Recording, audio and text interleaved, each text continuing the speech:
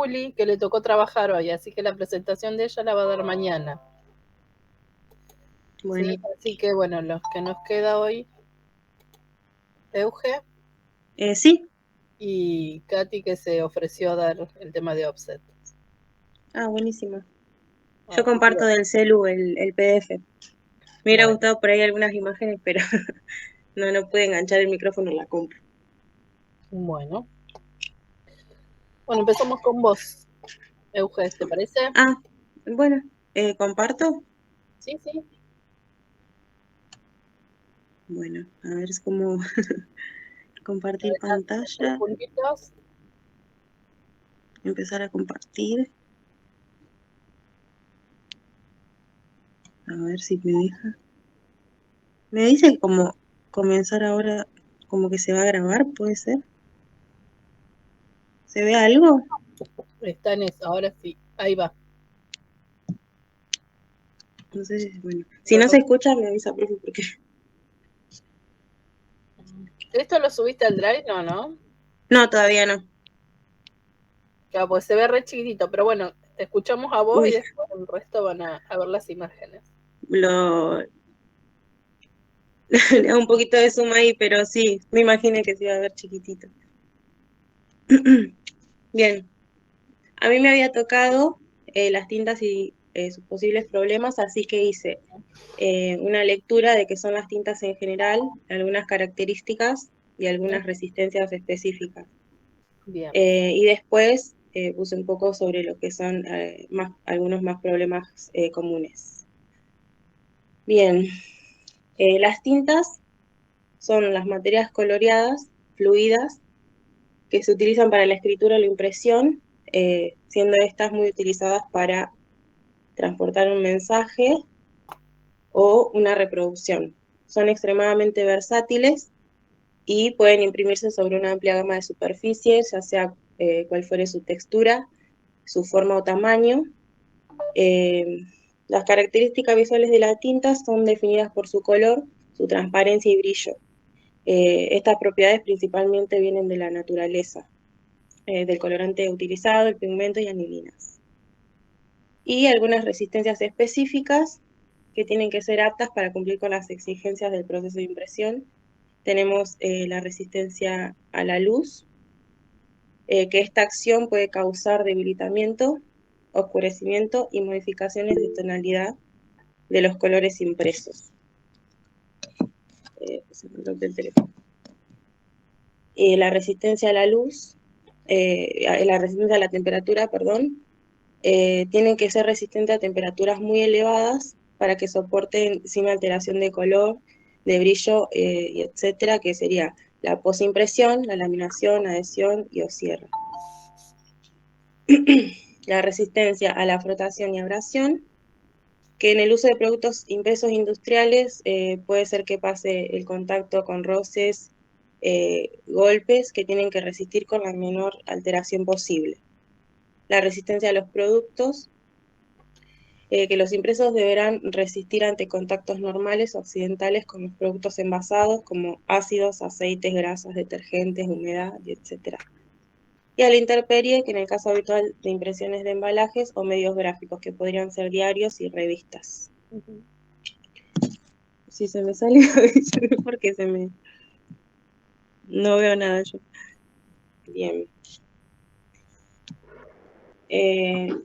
Hoy en día, la mayor parte de los trabajos de imprenta se realizan en cuatricromía, que serían las tintas de proceso, cian, magenta, amarillo y negro, que permite una gran variedad en el diseño. Pero aún así hay dos factores que el diseñador y el cliente tienen que tener en cuenta. Una de ellas es que los colores que se ven en pantalla del ordenador son colores luz, mientras que los colores de la tinta de impresión son colores pigmentos. Los colores varían mucho según el soporte de papel utilizado. Los colores más vivos se obtienen en impresión sobre papel estucados, que serían el brillo o el semimate, mientras que los papeles offset o no estucados muestran colores más apagados.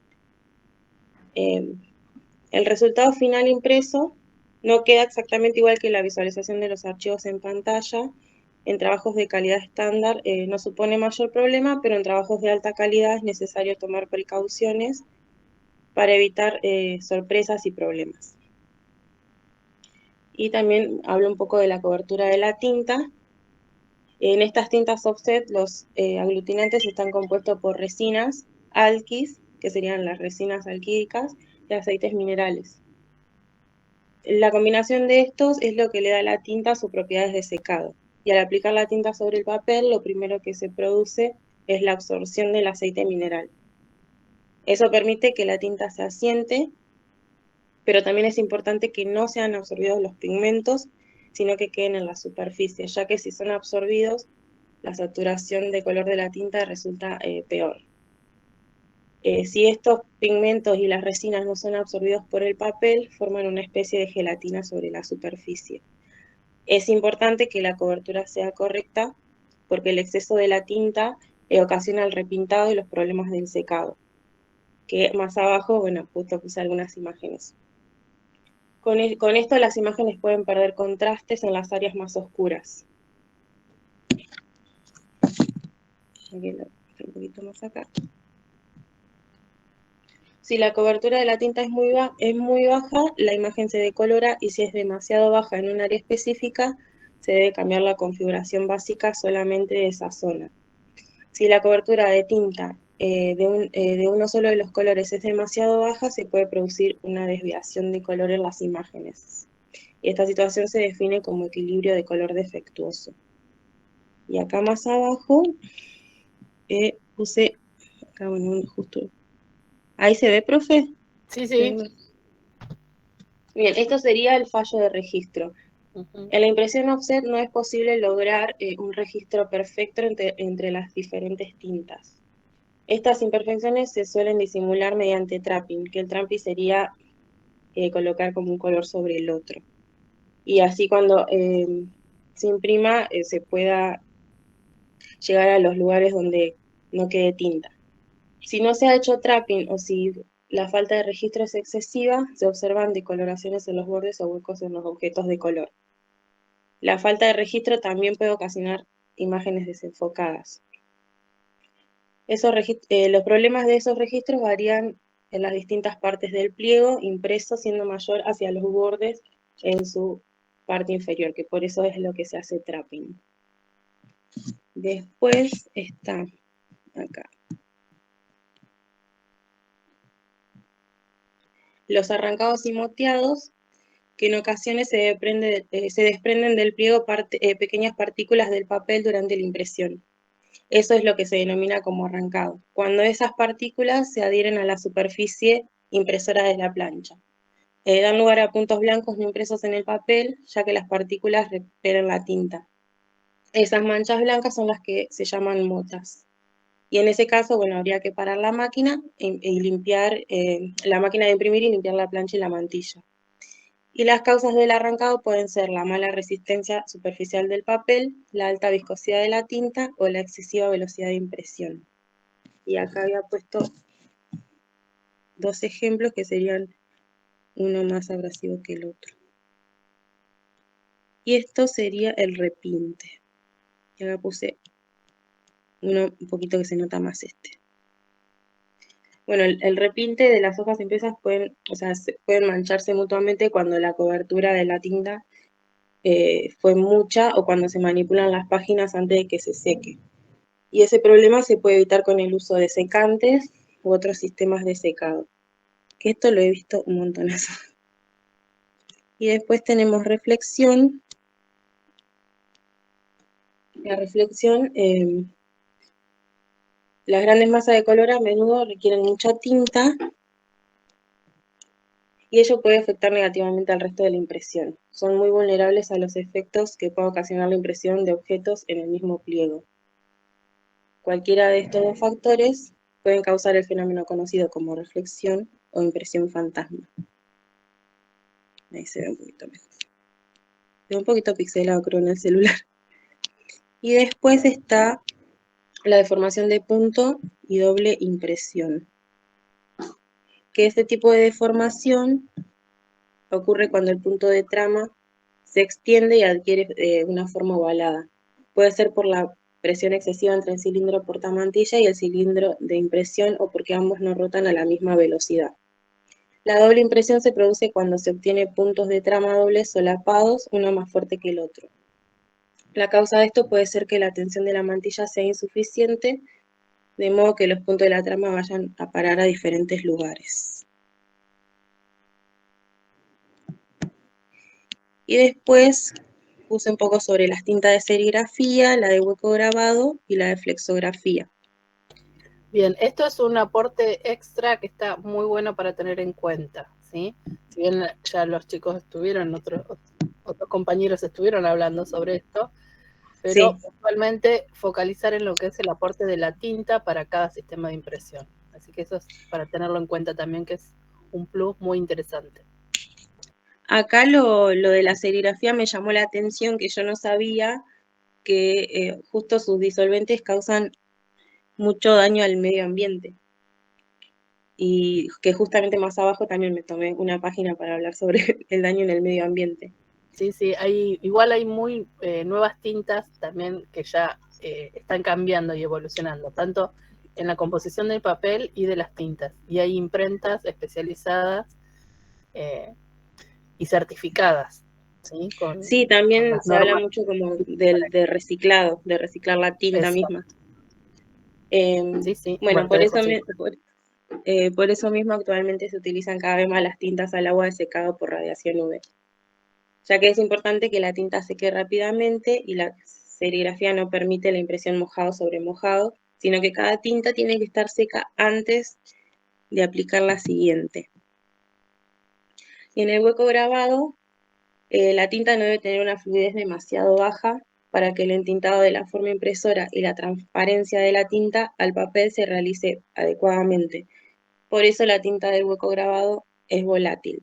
No se puede imprimir tampoco mojado sobre mojado, por lo que la tinta aplicada debe secarse antes de que la tinta siguiente pueda imprimirse sobre el papel. Se consigue un secado adecuado gracias a los disolventes que contienen, los cuales se evaporan muy rápidamente. Y la tinta para flexografía se suelen utilizar para imprimir sobre materiales no absorbentes, por lo que las tintas también son volátiles y deben transferirse rápidamente de la fuente a la forma impresora para que no sequen las celdillas del rodillo. Y además son muy fluidas. Y bueno, acá es donde me hubiera gustado mostrar algunas imágenes, pero bueno. Sería como el medio ambiente y las tintas impresoras. Los pigmentos que contienen metales pesados, los disolventes petroquímicos utilizados como portadores de pigmentos para mejorar el secado, que contienen componentes orgánicos de alta volatilidad, los desechos peligrosos generados por la manufactura, el uso de las tintas, capas incoloras diseñadas para incrementar el brillo, la resistencia al roce y a los productos químicos. Afectan mucho, bueno, al medio ambiente y a la salud humana misma. Los metales pesados de los pigmentos pueden contaminar la tierra y las aguas subterráneas cuando se disuelven a través de los vertederos o causar estragos en los sistemas de aguas residuales que no están diseñados para procesar este tipo de químicos. La exposición a estos componentes a través de la ingestión o absorción pueden causar desórdenes genéticos, irritación pulmonar, problemas coronarios, cáncer y entre otras cosas. Las tintas compuestas por aceites, pigmentos, disolventes en agua están consideradas como residuos muy peligrosos. Y algunas soluciones alternativas es no utilizar colores que contengan pigmentos que excedan los niveles aceptados de componentes como cobre o zinc. Los disolventes en las tintas pueden ser reemplazados por aceite de procedencia agrícola, que el más popular sería el aceite de soja, pero también existe el de trigo o linaza. Y los desechos de la tinta en las imprentas offset y en las fábricas pueden evitarse elaborando tinta reciclada de calidad, que es justo lo que le comentaba recién que había encontrado, que en ese momento solo era con negro, ¿no? Pero bueno, que se está viendo más sobre también reciclar el cian, el magenta y los otros colores. Y ahí sería lo mío, profe. Muy bien. Bueno, este tema que presenta Euge había quedado pendiente. Ella hizo su cursada el año pasado, entró en trayecto y le faltaba la instancia de la presentación a los compañeros. Entonces, bueno, como ella está haciendo tipografía y gráfica, comparte con ustedes la presentación y se acopla ya después para el diseño de la revista. Muy Para bien, hacer la revista. Gracias, sí, profe. ahora sí la revista. Muy Ahora bien, sí. muy bien. Bueno, Gracias, ¿qué nos profe. queda? Katy. Profe, Sí, Martí. no, te preguntaba si doy ahora o... Dale, sí, sí. Ah, bueno, buenísimo.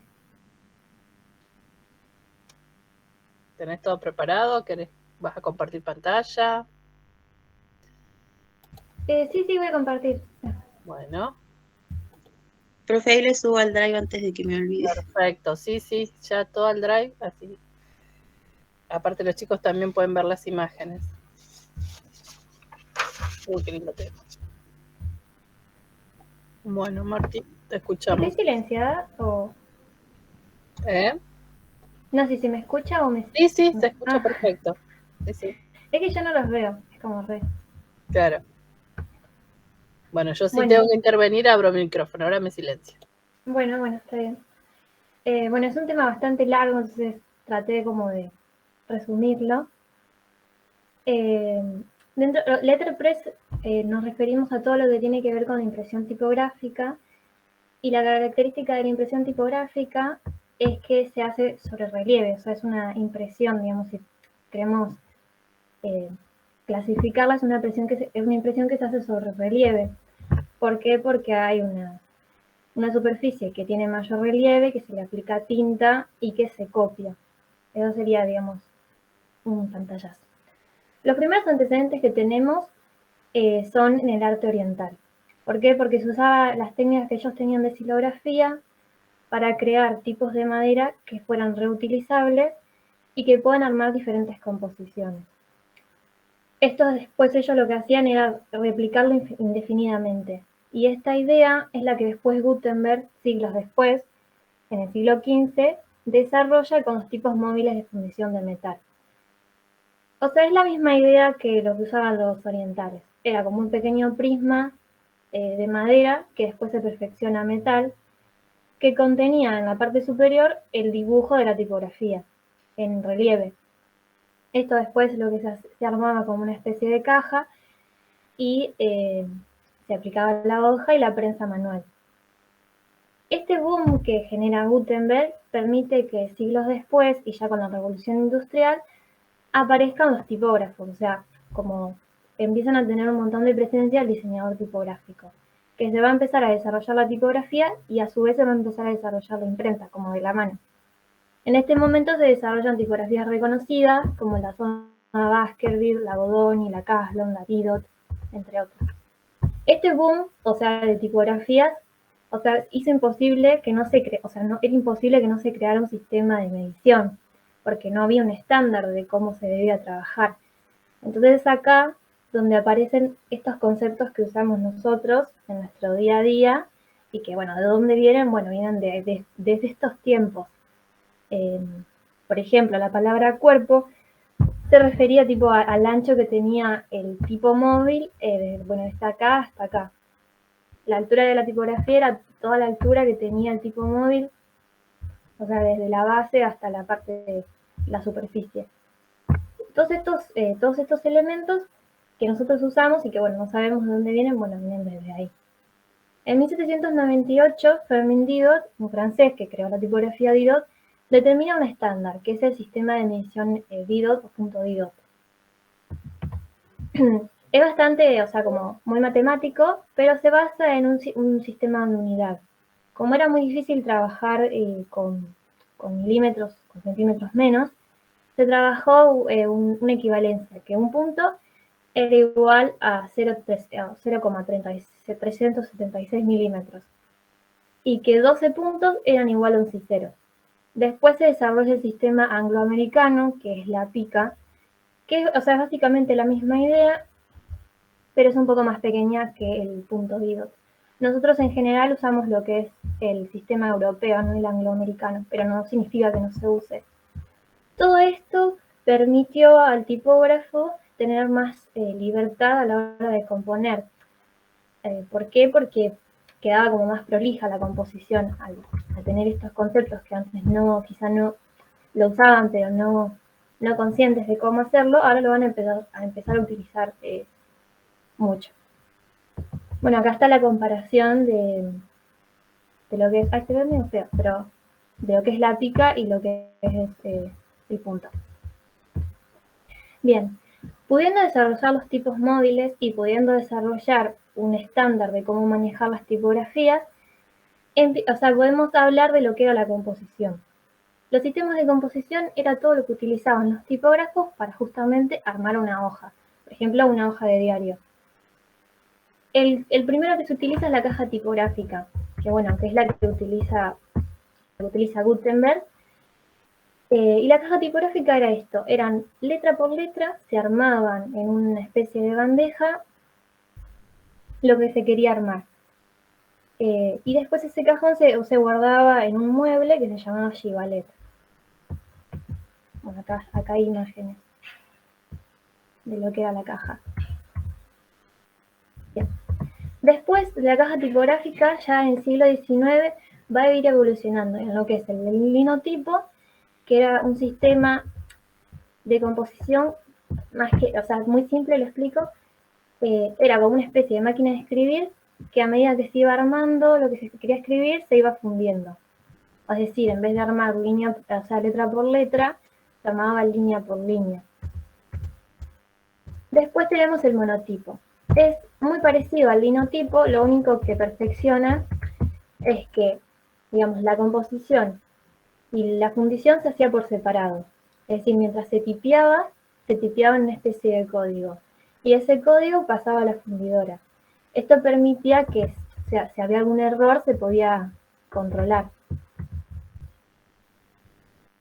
Bien, después ya avanzamos al Ludlow, que es muy parecido al linotipo del monotipo. Lo que cambia es que se usan grandes matrices para armar grandes titulares, porque permitía la creación de matrices muy grandes. Entonces se utilizaban para titulares o para cartelería. Bien. Después, ya no estamos yendo al siglo XX, IBM Composer es más que, es la máquina de escribir,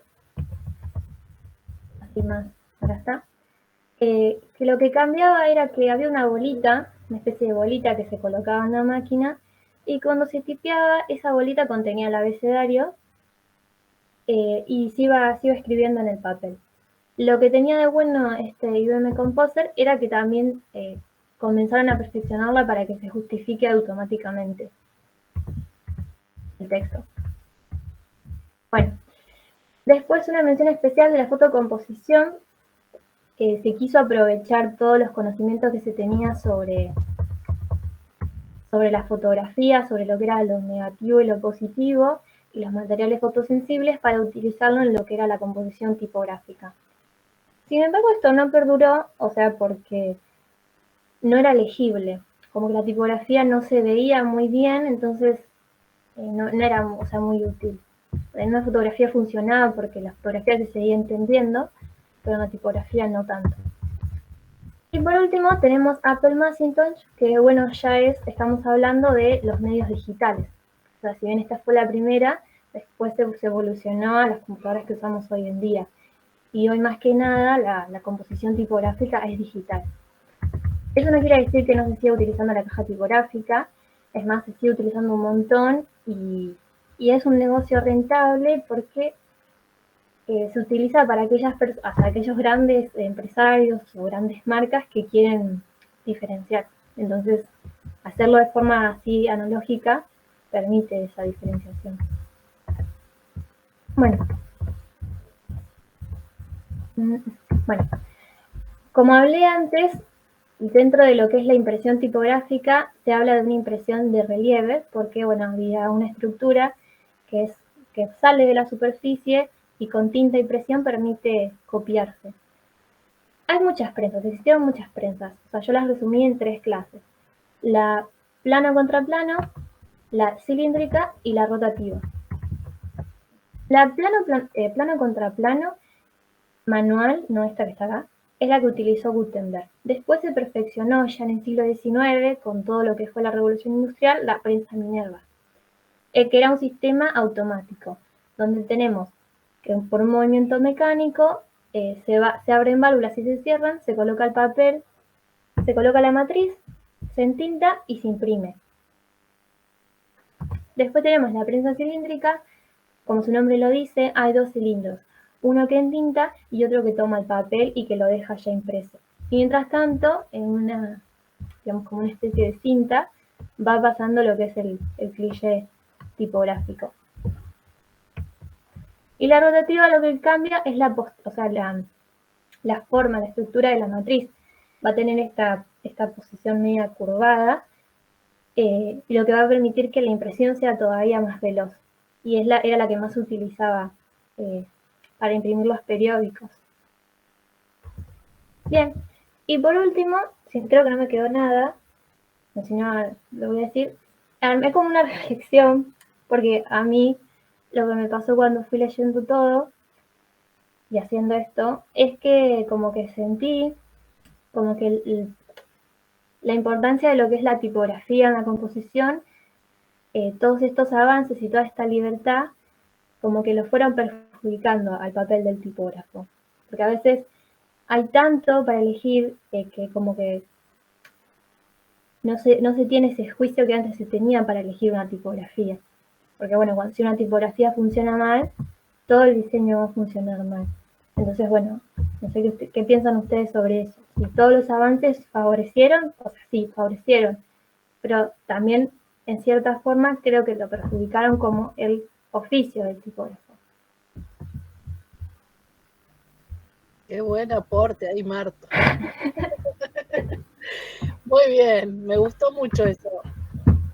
A eso apunto siempre, ¿no? Que el material que ustedes reciban tengan esa capacidad de digerirlo y de confrontarlo también, porque es la manera en la que se aprende, ¿sí? Haciéndose los cuestionamientos que surjan.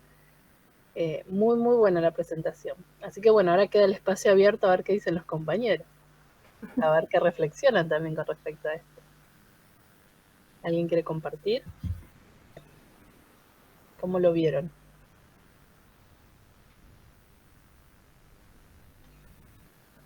Se quedan todos callados. Y la verdad, muy interesante de cómo fue evolucionando. También tenía razón Marte que cuando hicieron la evolución lo perjudicó en unos sistemas, porque antes tenía un sistema perfecto, pero gracias a algunos avances, esa evolución se perdió un poco, básicamente. Y lo que pueden tener ahí para reflexionar. Sí, tal cual. Tengan en cuenta, miren desde dónde, o sea, se sigue manteniendo el concepto de fundidora, ¿sí? A todas las distribuidoras de fuentes, de tipografía, por este principio, ¿no? De cómo se generaba esa tipografía que se plasmaba desde un CRAN, o sea, de ese tipo móvil chiquitito, a la composición completa.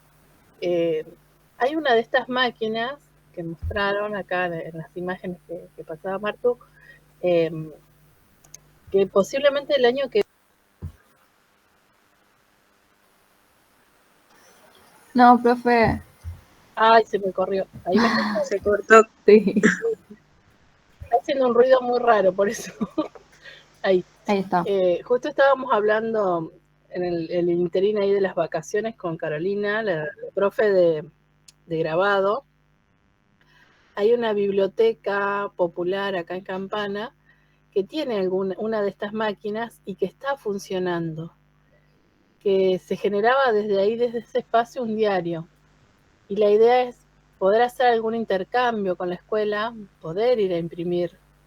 Hay personas que están encargadas y tienen el oficio gráfico ahí a pleno y están dispuestos a explicar y a enseñar, así que bueno, estamos coordinando a ver que en algún momento se pueda hacer esa visita, solo que el espacio, bueno, Ay, re lindo. sí, El espacio, bueno, es muy antiguo, están haciendo restauraciones, hay una parte que el techo, bueno, está medio complicado, entonces, bueno, están viendo de primero poner en valor todo el espacio, el edificio en sí, porque es un edificio muy antiguo, y la idea es poder ir a hacer alguna prueba de impresión, ¿no? Y poder estar en contacto con esa máquina también, porque es el principio del oficio, ¿sí? Es muy interesante. Sí. Hay algunas imprentas todavía que siguen funcionando y todo lo que tiene que ver con tarjetería y eso se sigue haciendo con estos. Y son muy costosas. La verdad que las piezas que se hacen son muy costosas. Pero es muy interesante ver todo ese proceso. Y sí, es parte del oficio, que eso no se pierda. Así que bueno, está bueno la apertura también a reflexionar. Obviamente los avances y la tecnología nos trae un montón de soluciones, pero también de ver, poder ver esa línea de tiempo de cómo fue evolucionando todo ese proceso, es muy interesante. ¿Sí? No sé si alguien más quiere hacer algún aporte.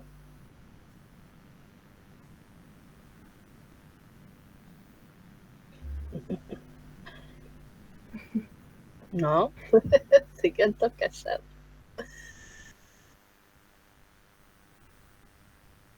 Bueno, muy bien. A ver, Katy, ¿vos estás disponible para dar la presentación del offset? Sí. Bien. Creí que Bueno. iba Julia antes igual. Julia avisó de que le tocó trabajar, así que le va a dar mañana su presentación. Ah, dale. ¿Sí? Bueno, la comparto. Así que mañana, bueno, da ella y yo voy a llevar material así como para ver algunas cuestiones que la pantonera, algunas tintas especiales, los fotopolímeros, algunas cuestiones así que para que puedan tocar y ver el material. Así, bueno, en la escuela el otro día vimos el tema de la trama, que estaba en una filmina. Tengo por ahí alguna más, así que voy a llevar también. Y yo como quería para cerrar conseguir ese tema. Y tipos móviles tenía en un momento, pero bueno, cada vez las clases fueron desapareciendo. Tengo que rastrear si me quedó alguno.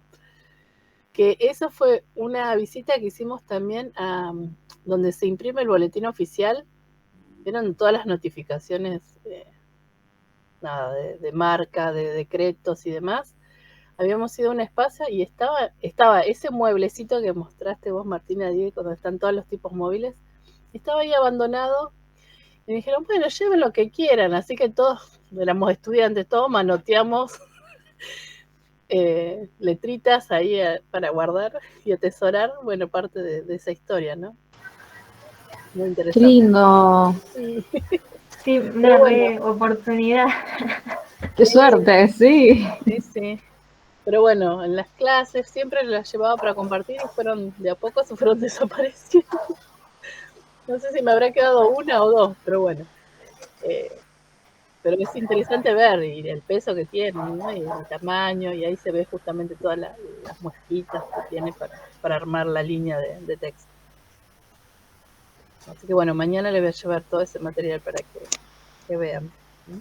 Y bueno, está la presentación de Julia, hacemos el cierre de esto y ya avanzamos directamente con la revista. ¿Sí? Mañana sería presencial, ¿sí? Mañana es presencial, sí, sí. Ok. Sí, Profe, es más, a ver, hoy lo hicimos así, medio en silencio, porque vieron que a nosotros nos cambiaron el edificio. Nosotros estamos quedándonos en la escuela porque, bueno, hay espacio y nos quedamos, porque siempre estuvimos ahí. Pero vieron que a mí me habían pasado a que esté en media 2. En realidad tendríamos que haber tenido la clase presencial en media 2. ¿Sí? Así que bueno. Como excepción, si no decimos nada, hicimos la clase igual, pero de esta manera. No, sí, aparte Sí, no, está bien. con el tema de mejor, las profe, presentaciones. ¿Cómo? Sí. Que con el tema de las presentaciones, digo, el proyector y las computadoras iba a ser medio... Era complicadísimo, sí, sí. Bueno, yo estuve con los chicos de primero, tuve la mitad del curso presente en la clase, porque claro, los que viajaban y venían solo por mi materia, ya optaban por no venir, porque después la otra materia la tenían virtual, o sea, fue medio caótico y no estuvo bien organizado. Así que bueno, busca la presencialidad, pero termina siendo contradictorio porque la mitad del curso después no termina yendo, entonces es complicado.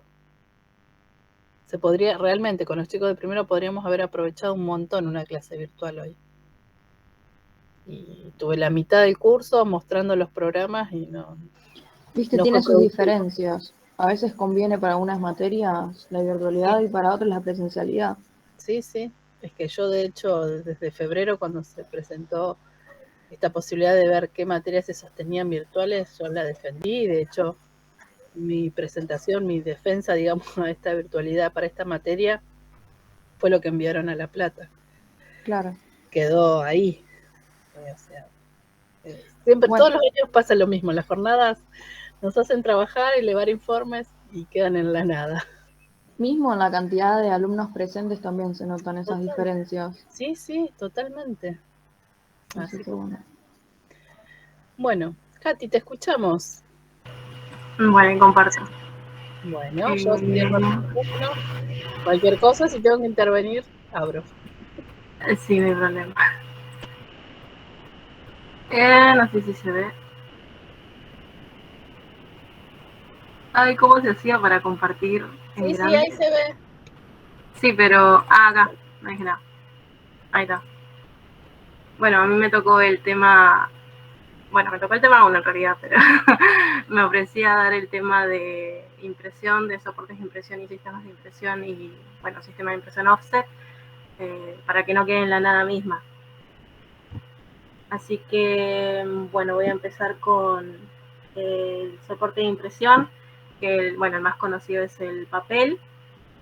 Se divide en el formato, la fabricación del papel, el gramaje, espesor o calibre, volumen o mano y tipos de papel. Así que primero voy a empezar con el formato del papel. Como primera característica del formato del papel, bueno, es importante indicar sus medidas a lo alto y a lo ancho, y también en el tipo de medición correspondiente a este, si es en milímetros o centímetros. También hay que tener en cuenta respectivamente la orientación del papel, o sea, si es horizontal o vertical. Es importante detallar eso en el momento de imprimir.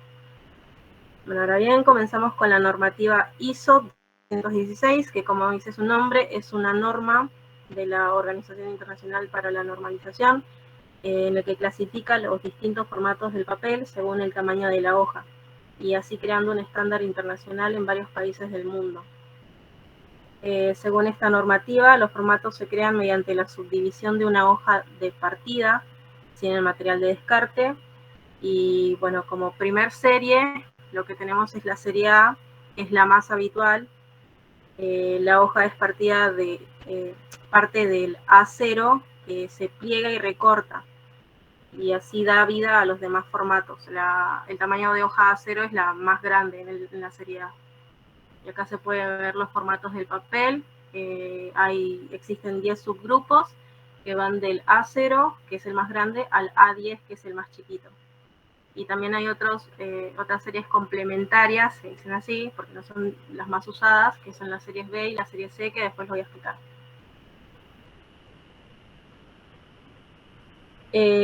Bueno, de la serie A, la fundamental, que se tienen subgrupos, bueno, después de la serie A se suman las series B y la serie C. Bueno, estas también tienen, o sea, una numeración específica. Entonces pasamos a qué significa lo fundamental y lo complementario. Significa que una carta escrita en una hoja 4, por ejemplo, puede introducirse en un sobre C4, mientras que el sobre C4 puede introducirse en un sobre B4. Y esto es así porque la hoja C4 es ligeramente más ancha que una A4, y la B4 es ligeramente más ancha que una C4.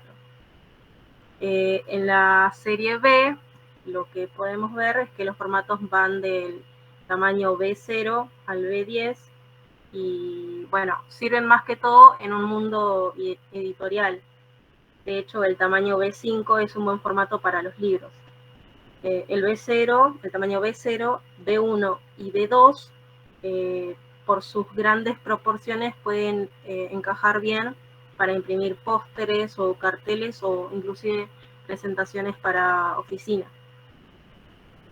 En cuanto a la serie C, que va del tamaño C0 a C10, basta con saber que es la serie complementaria por excelencia, ya que se usa sobre todo para crear sobres postales o sobres para cartas. Así que ahora lo que voy a explicar es cómo se hace el papel. Bueno, se fabrica con fibras de celulosa de la madera. Cuando se utiliza por primera vez se llama fibra virgen, y cuando a través del reciclaje la recuperamos y la volvemos a utilizar como materia prima para la fabricación del papel, se llama fibra reciclada. Pero en realidad se trata de la misma fibra, en momentos diferentes de su ciclo de vida.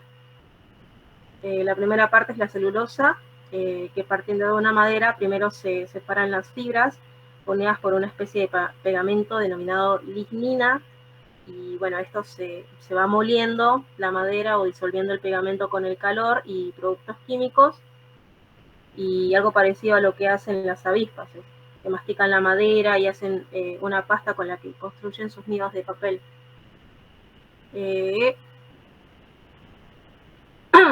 Después pasamos a la máquina para hacer papel. Las fibras de celulosa vírgenes o recicladas se mezclan con agua en un gran recipiente llamado pulper, que es este que está en la imagen. Se puede ver acá el pulper y las fibras de la madera ya deshilachadas.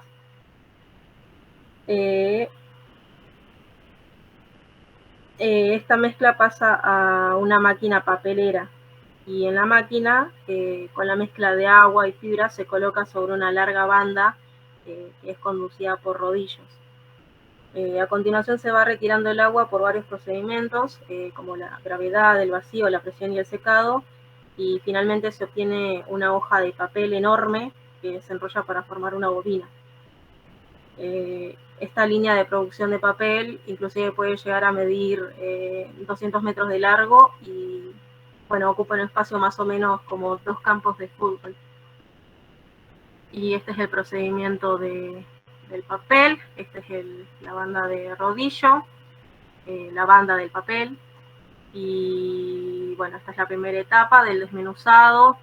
Después tenemos el triturado de la madera y pasamos a la preparación de la pasta química, que ahí se le puede dar el color, inclusive el grosor. También tenemos el blanqueado y batido de la pasta, después el refinado de la pasta, el extendido de la pasta, que es esta banda ancha, y después está el prensado y el secado de papel, que es básicamente escurrir el agua. Bueno, que se escurre a través de cilindros y nada, el prensado y el secado. Ahora pasamos a lo que es el gramaje del papel. De todos los materiales que se han usado durante el transcurso del tiempo, el papel se ha convertido en el material de mayor uso en el mundo. El gramaje de papel es un componente importante que se debe considerar cuando se imprime. Los sustratos más pesados comúnmente reflejan calidad y durabilidad, pero por desgracia revisar los distintos métodos para etiquetar un gramaje de papel no es fácil. Así que, en primer lugar, existen 3 métodos para especificar el gramaje y grosor del papel. Puede ser según el peso base de Estados Unidos, que sería el bond, el libro, índice, cubierta, etiqueta, puntos y offset, que serían estas imágenes de acá. Ese es el peso base de Estados Unidos.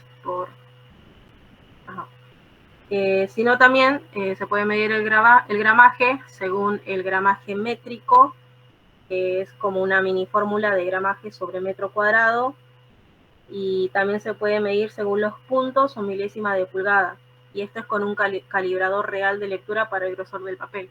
El calibrador es este de acá, la imagen final. Y bueno, puse un mini ejemplo que, por ejemplo, a un papel de 100 gramos se refiere a que una hoja de 1 metro cuadrado de ese papel, en tamaño A0, pesa unos 100 gramos más o menos. Los papeles de gramaje mayor a 150 o, se me chispoteó, o 170 gramos ya pasarían a ser cartulinas, y los de mayor peso, 225 o 250 gramos y fabricados con materiales de baja calidad, son llamados cartones ya. Bueno, ahora pasamos a lo que es el espesor o calibre. Esta es la distancia perpendicular entre las dos caras de una hoja de papel. Cada tipo de papel tiene un espesor determinado y aunque dos papeles tengan el mismo gramaje, no necesariamente presentan el mismo espesor. El volumen a mano es la relación entre el gramaje y el espesor de un papel y se usa más que todo para calcular el lomo de los libros, más que todo en lo editorial se utiliza. Después pasamos a lo que son los tipos de papeles. Se dividen en tres características, en tres formatos, que sería según la composición. Se pueden diferenciar lo que es la placa química, que son las fibras celulosas, se extraen de la madera por medio de procesos químicos y así se obtienen fibras más puras. Más que todo se usan para libros, impresión comercial, etc. Después está la pasta mecánica, perdón. Las fibras de celulosa se extraen de la madera por medio de procesos mecánicos y bueno, las fibras son más impuras. Más que todo se usa para periódicos, pañuelos, servilletas, etc. Después está la pasta recuperada, que contiene un porcentaje de fibras de papel usado o de desperdicio de papel. Ahora pasamos al papel de trapo, que la materia prima se usa para su fabricación es el algodón y el lino. Y bueno, ahora según su fabricación y acabado, es el papel sin estucar. Solamente pasa a la fase de calandrado sin que sea estucado posteriormente. Así que es más poroso que el estucado. El estucado es una masa de yeso blanco y con agua de cola. Es como que lo vuelve más duro. Después está el papel estucado, dependiendo del grado del calandrado. El calandrado es una máquina formado de muchos rodillos. Puede ser mate, brillante o de alto brillo. Después pasamos a las características según su aspecto final, que puede ser vertujado, puse muy mal hecho. Verjurado, que es el papel sin estucar, muestra marcas de los rodillos usados en su fabricación y suele contener fibras de algodón. El autocopiado, que tiene microcápsulas que se rompen bajo la presión de un bolígrafo o una máquina de escribir. El autoadhesivo, una de las caras revestida de una fina capa de cola. El papel de volumen, que es el papel poco compactado, que posee un aspecto de mayor grosor que otros papeles de su mismo gramaje. Y después están los papeles especiales, que pueden contener partículas, polvos metálicos o estar teñidos de colores. Y pasamos también a otros soportes no papeleros, que a pesar de que el papel es el soporte de impresión más usado, existen otros soportes sobre los que se puede imprimir mediante algunos de los sistemas de impresión, que es lo que voy a explicar más adelante. Como por ejemplo el plástico, el vidrio, el tejido, el cuero, la madera, etc. Y ahora pasamos a los sistemas de impresión, que esto es lo que vamos a ver. Existen muchos sistemas de impresión basados en distintos principios, pero los dos grandes grupos que se pueden diferenciar son los que tienen con forma impresora o sin forma impresora. Primero voy a explicar los sistemas con forma impresora. Para que la imagen se imprima sobre el soporte de impresión, ya sea un papel, tela, plástico, primero tiene que ser dibujada sobre otro soporte que recibe el nombre de forma impresora, al que se le aplica la tinta para que luego sea transferida al soporte de impresión. Y bueno, después está, según las características de la forma impresora, puede ser sistema de impresión planográfico, de relieve, de bajo relieve o grabado, y según las características de la transferencia puede ser directo o indirecto. El planográfico, las zonas impresoras y las no impresoras se encuentran al mismo nivel. En el de relieve, las zonas impresoras se encuentran más elevadas que las no impresoras. Después está el de bajo relieve grabado, en donde las zonas impresoras se encuentran más hundidas que las zonas no impresoras. Yo puse acá un ejemplo de impresión en relieve. Después, según las características de la transferencia, la forma directa, la forma impresora golpea directamente sobre el papel transfiriéndole la imagen. Y en el indirecto, la forma impresora traslada la imagen a otro soporte, que puede ser un caucho, mantilla, etc. Y bueno, de ahí se transfiere al papel. Después está el sistema sin forma impresora, que es básicamente cuando la imagen se imprime directamente sobre el papel, como en el sistema CNK, en el sistema de impresión normal, el que todos conocemos. Bueno, ahora paso al último tema que me tocó, que es el sistema de impresión offset, que es un sistema planográfico indirecto. Se basa en el principio más que todo litográfico, que esto lo hemos escuchado más que todo en historia, en clases de historia, siempre nos suelen hablar de la litografía, ¿no? Esto viene desde años anteriores ya.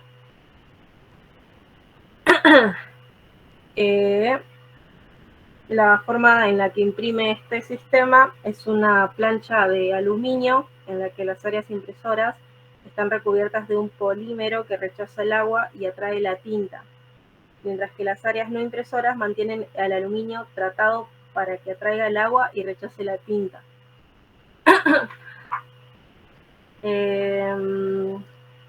Bueno, la tinta se adhiere a las zonas impresoras, repelida de las zonas no impresoras por medio del sistema de mojado que las mantiene constantemente húmedas, o inclusive por la propia composición química de la emulsión en el offset seco sería.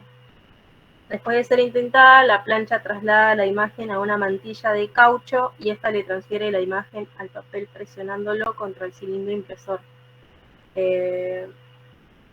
Primero debe pasar por la plancha a un caucho y de ahí al soporte final. La tinta va a ser capaz de impregnar sobre superficies con texturas irregulables, inclusive. Y eso es todo.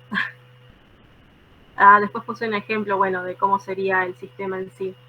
Por donde pasa el papel, los cilindros de contrapresión, los cilindros offset, el cilindro de ilustración, los rodillos entintadores, la tinta misma. Después están los rodillos mojadores, el agua y ya sería el soporte final después. Muy bien, súper completo. Estuvo bueno esto de hacer el repasito previo de lo que fue papel y demás. Así que buenísimo.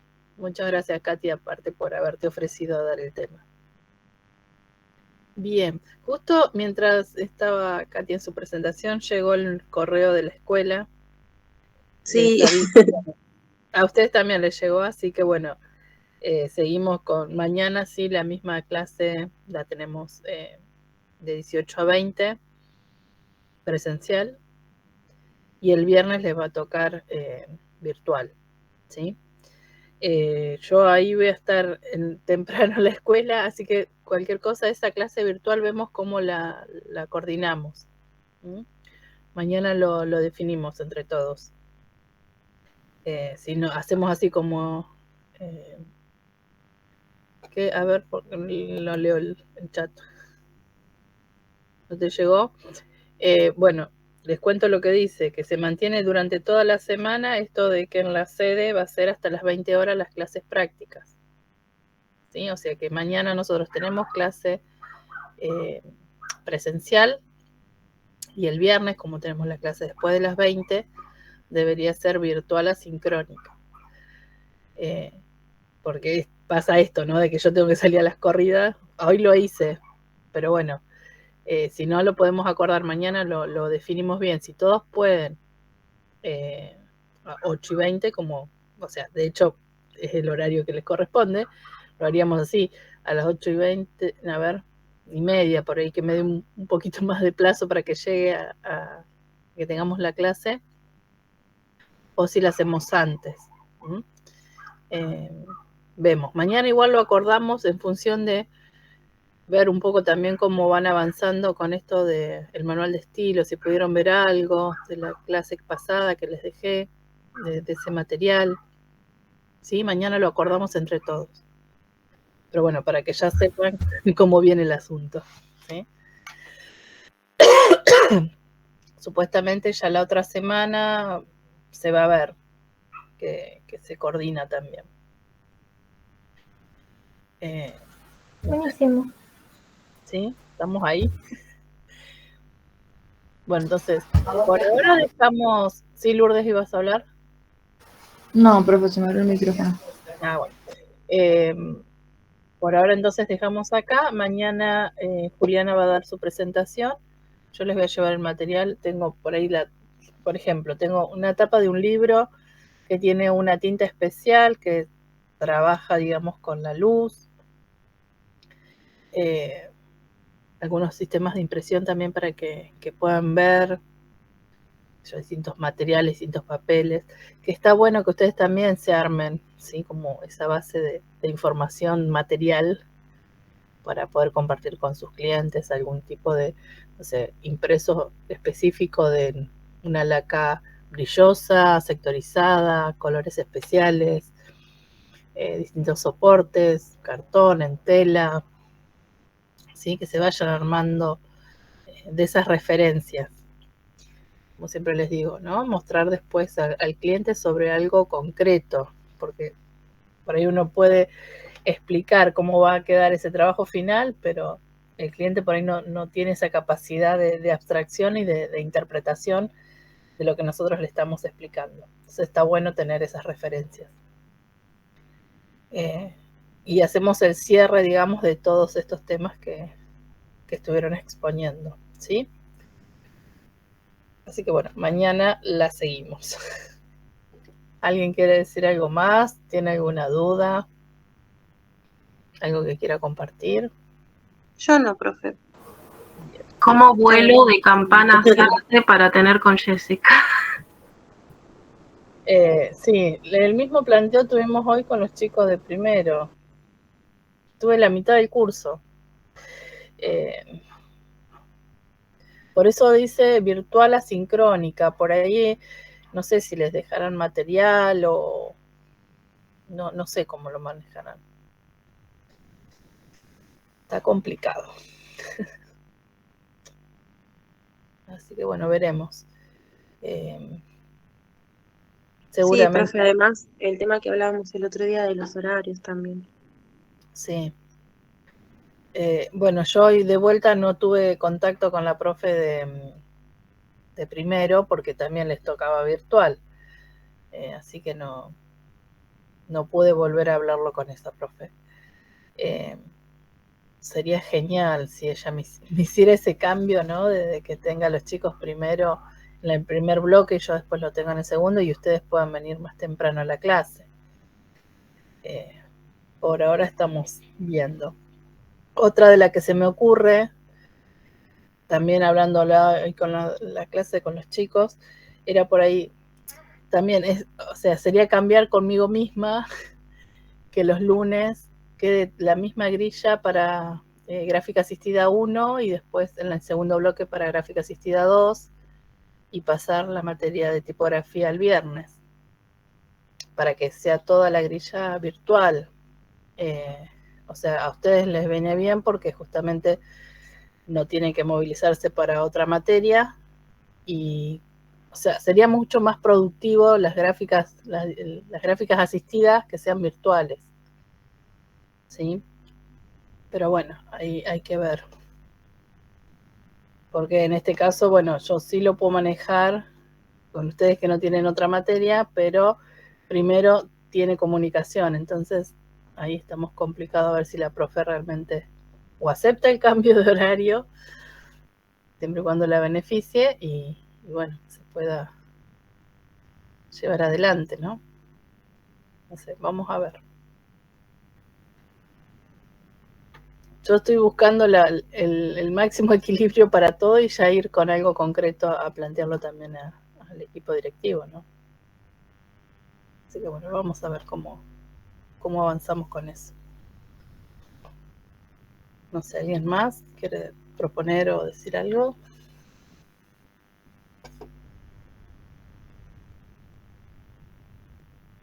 ¿No? Perfecto. Sí.